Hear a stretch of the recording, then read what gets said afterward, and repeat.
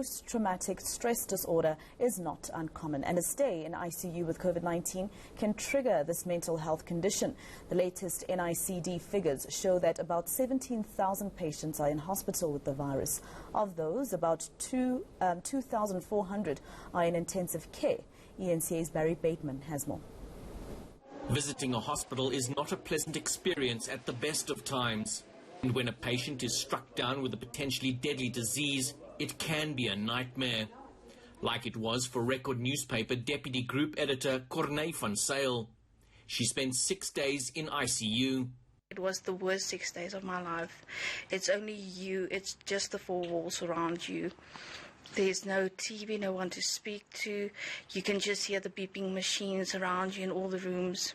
I just had to put away my phone and not read any news, which was impossible for me to do, but I had to because I thought I was going to die. The thought of dealing with lying there and not knowing if you're going to walk out alive. Such experiences can have life-changing implications. Because of the fact that there's a fear of death, their lives are in danger, and to be consistently and persistently aware of that can absolutely result in a stress response and, in fact, in a diagnosable post-traumatic stress disorder. It doesn't have to happen to everybody, though we absolutely know that it can and it is likely to happen.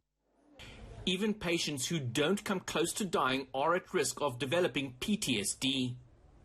To be in ICU, even if you're fine or mildly symptomatic, but just to be there, or to see other people dying or to see other people in distress can absolutely cause and result in PTSD and other traumatic stress responses. Former press photographer Johan Hatting, who has worked in Iraq and Sudan, now suffers from PTSD. He and his trusty four-legged sidekick Kodak have started a support group. Hatting says people must realize they are not alone. One of the main symptoms of PTSD is that self-isolation. People think that they are completely alone. So our message to people struggling through trauma, and specifically obviously with PTSD, is that first of all, you're not alone. Second of all, your feelings and emotions attached to your trauma is valid.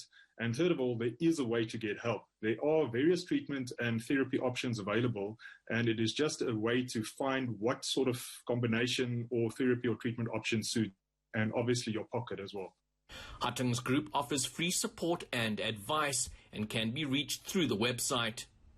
People in need of support can also find resources on the South African Depression and Anxiety Group's website. Counsellors are on standby to provide guidance and referrals if needed. Barry Bateman, Pretoria.